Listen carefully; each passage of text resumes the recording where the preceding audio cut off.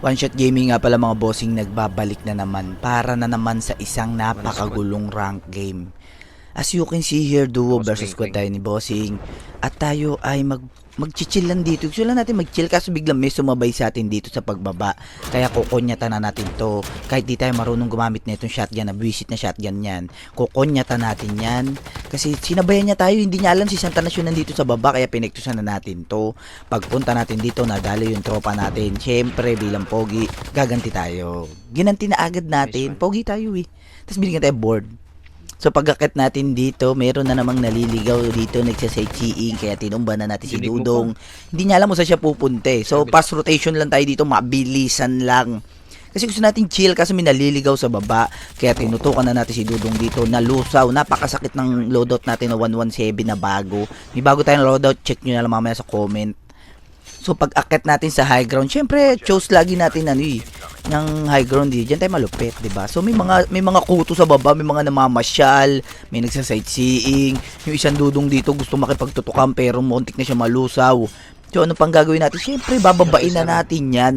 So merong mag-flashlight doon, itutumba na natin tong dalawa dito, nagpapanggap na pahin natin yung isa nagpanggap na driver. Tinumba natin silang dalawa doon, galit na galit yung mga dogs nila, sabay rewind yung pogi dito.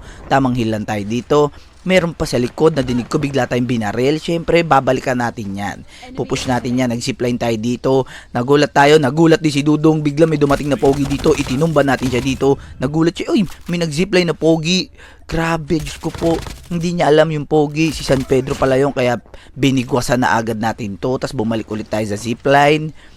Syempre, pagbalik natin dito, nandito pala yung last guy. Nagulat din siya, may gwapong nag-zipline dito, kaya itinumba na natin si Dudong. Sinampal-sampal natin siya doon, ang dami niyang mods. 'Di ba? So nag-flank na agad yung pinaka-pogi dito since gusto na nating makuha yung panalo dito. Pero palong-palo pala yung mga nandito. Na shockwave yung pogi, sabay rewind tayo doon. Sabay repo ulit, babackup tayo sa kakampi natin. Kaso biglang may narinig ako sa kabila. Nag-board in dito, bigla kami nagkatutukan dito. Kinain niya lahat ng bala ng jack-jack ko. Sabay heal tayo dito, sabay out. So nag-flank na naman tayo dito since may naka-snowboard pa. So pag-flank natin dito, may nakasalubong tayo na Dudong dito, kaya bibigwasan na agad natin to. Gusto niya magpakilala eh. Hindi niya alam, sinampal-sampal natin siya doon. Umentrance pa isang jokjakero rito, tumba agad si Dudong doon. Kawawang nila lang, hindi siya nakabackup sa kakampi niya. Pare sila nag-floor wax, diba? Tapos minarsilin natin yung isa rito, biglang may sumausaw eh. Tapos meron pa nakabihikil sa likod pero hindi tayo nababahala dyan. Pag push natin dito, na shockwave pa nga yung pogi dito. Sabay rewind na naman yung pogi dito. Hindi niya alam na punta si San Pedro sa likod niya rito. Tinumba natin si Dudong dun. Diba? Tapos nakita natin yung last guy dito. Kaya nag-flank na tayo dito. Uubusin na natin sila dito. Gusto na natin silang pabalikin sa lobby dito kasi mga palong-palo sila. Yung isa dito naglulut pa, nagpanggap na loot, nagpanggap na box. Kaya pinabalik na natin yan. Sinampal-sampal natin si Dudong dun. Pag push na naman natin dito, meron na naman gustong magpakilala na isang squad dito. Tinutukan na agad natin yung isa rito. Tumba agad si Dudong dun. Meron pa isa doon nagpapanggap na puno. May nagpapanggap pa na antena dito sa gilid natin. Kaya nag-board out mo na yung pogi dito. Kasi masyado na silang dumadami. Hindi na natin yan hindi na natin yung kakayanin pag sobrang dami, kaya nagrepo muna tayo dito sa baba. Bumaba muna yung pogi, may footstep dito sa harap, meron nagpapanggap na bato rito, kaya pepektusan na agad natin to. Grabe, napakasakit talaga ng loadout sa 117 nating. Kung gusto nyong gamitin, ilalagay ko na lang sa comment section yung 117 na loadout na bago. So pag zipline na naman ng pogi dito, meron na naman footstep na shockwave na naman yung pogi dito. Lagi na lang tayo na siya shockwave pero hindi niya alam, babalikan siya ni Santanas dito. Jajakjakin na natin siya dito. Nagpanggap siyang bato, nagpanggap na lumot, tiniris natin siya na parang kuto. Wala siyang kapalag-palag. Yung mga kalaban natin, kinukuha nila yung advantage, kinukuha nila palagi yung high ground. Diba? Inuunahan nila tayo kaso biglang may bumaril sa likod. Syempre nabarag natin yan, bubuntutan na natin ngayon yan.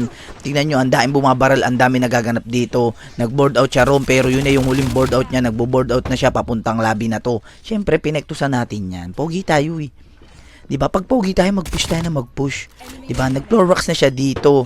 Oh, 'di ba? So, tingnan niyo naman, napakarami para nagaganap dito. Matatapos na yung zone, lumiliit na yung zone. Merong isa dito nagbabantay ng zipline, itinumba na natin si Manong doon. Nagsa-sightseeing siya. Pag push natin dito, may rabbit jar pa.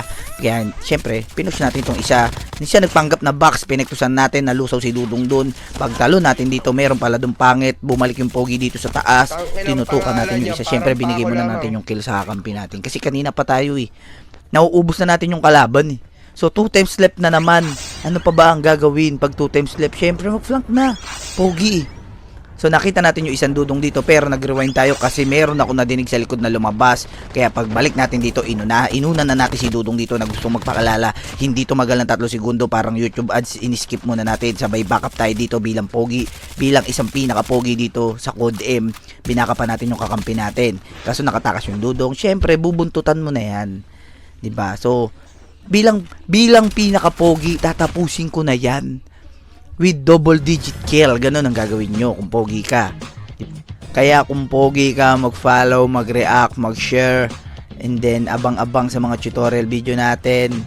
So, kita-kita lang tayo sa susunod na video. Bye-bye!